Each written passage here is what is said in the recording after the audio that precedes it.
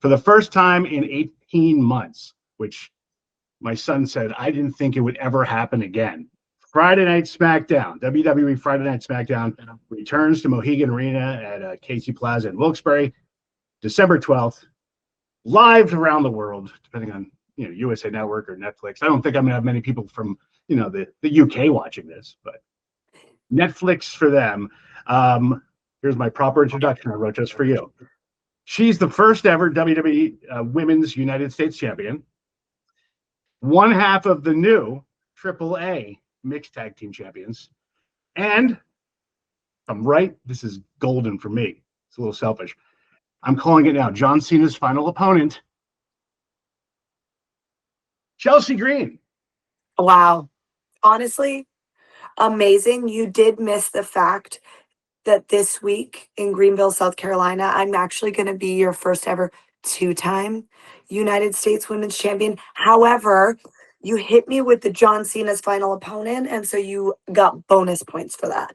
Thank you. I think that would be good. It's weird. It was around the time wrestler was about to debut, and I was showing my son, he's 13, and I go, you'll love this. And I pull up, I don't know if it was Chelsea Green or another, looked like you versus Penta years ago. Oh, it was Reclusa. Yes, okay. For Lucha Underground years ago. And now you're the mixed tag team champion of what did you say? Triple A, which is Triple A.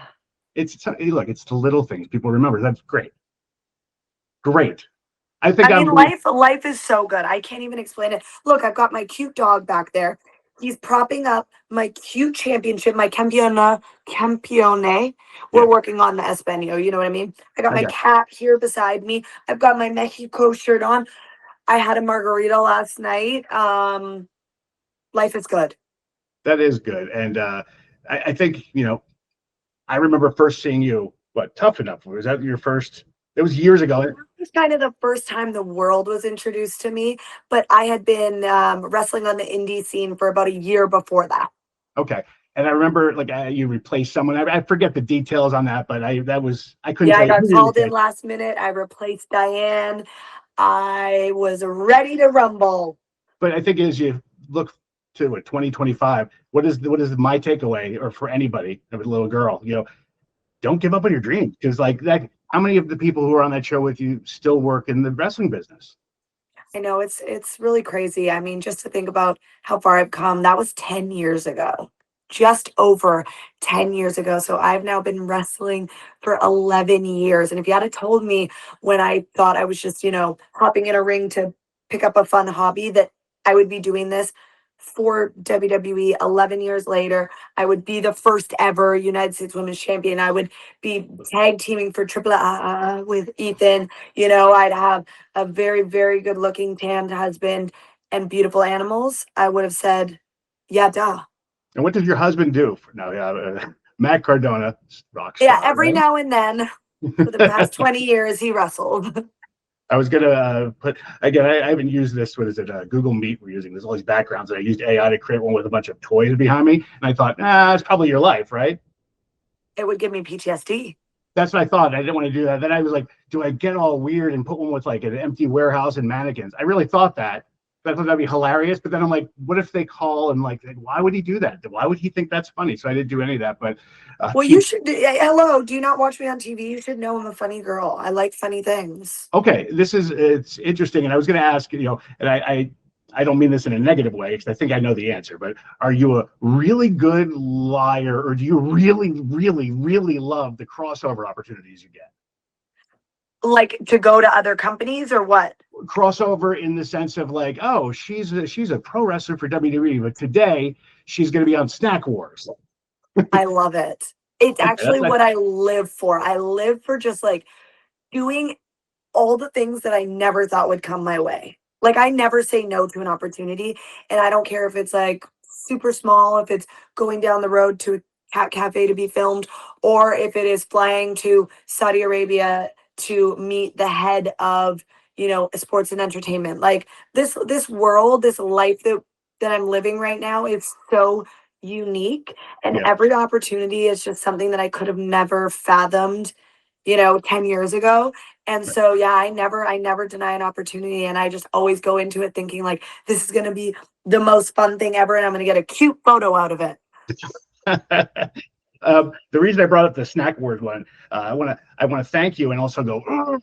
So my kids have watched your video, specifically your video, where you say with a giant pickle. Yeah, it kind of tastes like hot garbage. What is it? It tastes like old garbage, but I like it, or I don't hate it. I had the quote in my head. It kind of tastes like old garbage, but I don't hate it. Like you feel bad about that.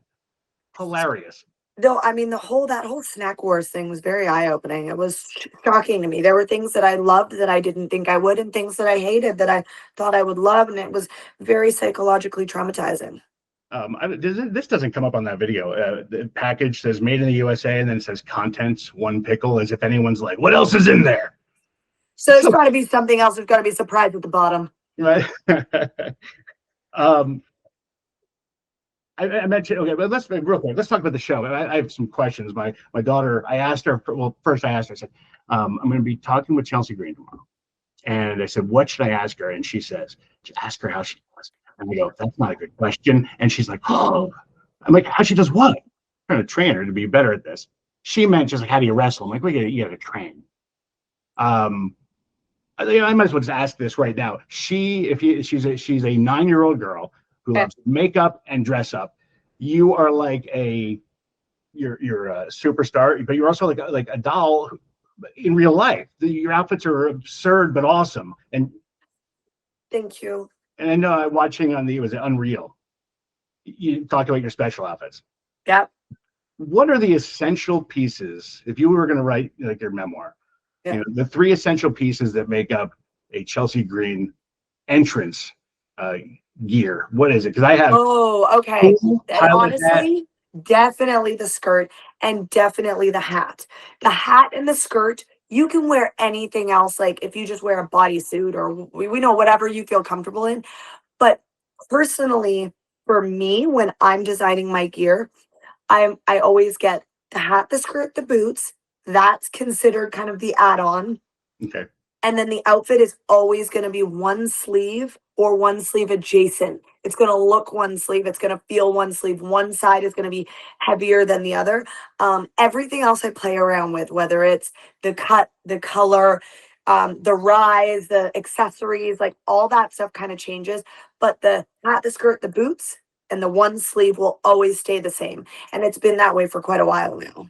I haven't even picked up on some of like the one sleeve thing. There's just so many things like that. Okay, you mentioned your hot husband. Yes, of course. Allegedly hot. No, I'm kidding. Most people would say. Yeah, he's too handsome. I get very uncomfortable with that. I know what I am, and I look at him and I'm like, but that congratulations. Okay, nice. Like I said yesterday on NXT, jealousy is a disease, and unfortunately, you're infected. Yeah. And that's okay. Thank you for being on with me. Have a good okay. I was going to ask about the condition of your new tag team partner, Ethan Page, who took an empty pinata shot to the head, and I looked like he got hit with bear spray. Genius. Yeah, I texted him this morning. I had to check up on him, make sure he's okay. Obviously, I was scrubbing cake out of crevices. I never thought I'd have to. My hair extensions were totally ruined. I had to wash my hair with detoxifying shampoo over and over again last night. However, Ethan and I lived to see another day. Thank God we persevere through moments like this. Ethan's been wrestling longer than I have, like 19 years. So we're good. At the end of the day, we're still campeonas. So, it's going to take more than a little whipped cream to get us down. You've talked about how you're happily married. He's done interviews. He talks about how he's happily married. But is there such thing as like professional love at first sight? Because I feel like if WWE is a movie, which in some ways it is, I want you two to get married in that, like professionally. It just works like Legos. It just snaps. I can't figure it out. It's like the chemistry is spectacular. Is it true you just met? Yeah, we just met. You're Canadian. Don't you all know each other? I know. That's the weirdest thing. And I said that too. I'm telling you, I said it to him and I said it to him again this weekend. I was like, we must have met somewhere. We did figure out we were on the same show in Austin, Texas. years ago, but we never actually met. But I do believe that there's kind of like wrestling soulmates, and I've had a few of them throughout my career. Michin is one of them. Like, she's a wrestling soulmate in terms of a feud. And Right. maybe Ethan is my wrestling soulmate in terms of mixed tag partners. My husband might kill me because he was also my mixed tag partner, but to live with someone, to eat, sleep, breathe, live, travel, and work with somebody as a significant other is so hard. Ethan and I, we get to say adios to each other at the end of the night. He goes home to his wife who keeps him sane, and I go home to my husband who keeps me insane. Do you know what I mean? Yeah. Like, we get to come to work, have the best time, and leave and go have our great separate lives. That is, I'm thinking your husband may have an issue with that, but he shouldn't. It makes sense. It's not a real Hey, joke. he is wrestling soulmate. I mean, he's got so many, and Steph DeLander is one of them. That's cool. Yeah. It was so cool to see him come back recently to WWE. It was like, I don't know if it's a chip on the shoulder. I don't know what it is, but he's got something to prove. And as I do you. know he came back with this like swagger, and like his body looked good, his gear looked good, the fans were excited. I could tell he felt good. Like, there was just a little je ne sais quoi about him when he came back, and I hope it's not the last time. Yeah. It's going to sound strange because you are married, but it's kind of cute how you still have a crush on the guy. It's very like, I like that. Of course. It makes this is stupid for me to say, but like, you light up. It's only been 10 years. I mean, we've got another like 60 to go. That's a lot of. Has it been 10 years? Because when COVID happened, I like lost all track of time. No, same. And to be fair, we're in year 8. We're almost at year 9. But I just keep rounding up, and I've been rounding up since we were at like 5. I'm like, we've been together 15 years, so. I found that out doing stand up. If you tell people, like, I would say things like, I've been married 25 years, and they're like, yeah, and I'm like, actually, maybe. People hate that. They get really mad. Yeah, but Matt and I have always been like that. That's Like, cool. we don't have an anniversary date really. We're just kind of like around the month of January is when we got together. So we'll just kind of celebrate whenever we want in January. Well, look, and talking about, I started off by saying, it's inspiring to see all the things you've accomplished and overcome. And was it one, or was it 2 debuts where you broke something and like what? I don't believe in being cursed, but something's up there. It's the fact that you. For a long time it was a running joke in WWE that like I'm cursed when it comes to debuts. Like, I cannot catch a break with debuts because I debuted so many times. And on top of the 2 debuts with the broken arm, I also debuted with Mickie James, and then they just never aired it. That feels good, doesn't it? No, I love that for me. It adds to the lore of Chelsea Green. It is great. You've and you haven't. I mean, do you think you've done your best work yet? I think it's funny because in the moment I feel I'm doing my best work, but I always, as a performer, want to do more and do better. And so, I spent the past couple of years being such a heavy comedy wrestler and filling a niche that I felt I was able to fill, and that kind of like we didn't really have before. And now I'm moving into an era with Ethan where he's teaching me how to have those comedy moments but be taken seriously, and be funny and sell funny and still be giving to your opponent, but also be elevating yourself. And I'm learning that as I go. Very cool. Very happy for your success, and I can't wait to see when you come. I've already gone over my time here.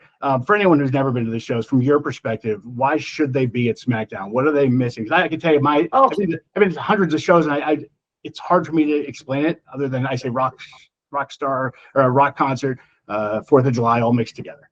Okay, so that I like that.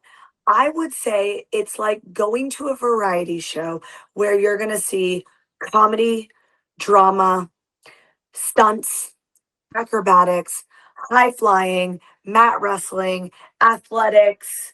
I mean, how much time do you have? You're going to literally see it all, and not only are you going to see it all and feel it all and be completely immersed in it, but you're always going to find someone within this company that you can relate to in one way or another, and that's why I love WWE. We continue to, I mean, just elevate live television and live showmanship, if you will. That's really cool. And you're definitely making the most out of these opportunities, keeping your bones together, which is good. No more For now. injuries. Knock on wood. Tickets are on sale again. Ticketmaster. It is Friday Night SmackDown, December 12th, Mohegan Arena it's Wilkes-Barre, by the way. People will tell you to pronounce it different ways. Wilkes-Barre. You're a Disney person, right? Yes. You'll love this. Disney on Ice comes to town, and I don't know if you know this, but they record parts of it. So Disney on Ice comes in, it's like, hey, everybody, it's Mickey. I can't believe I'm here in Wilkes-Barre. Like, they get it all wrong. It's hilarious. I love that. That's so bad. I love it's that. It's adorable and goofy, and yeah. Oh, I love that. And hey, for anyone who is coming to the show, just know this is going to be our go home show before John Cena's last match. So this is big. This is historic. This is going to be iconic.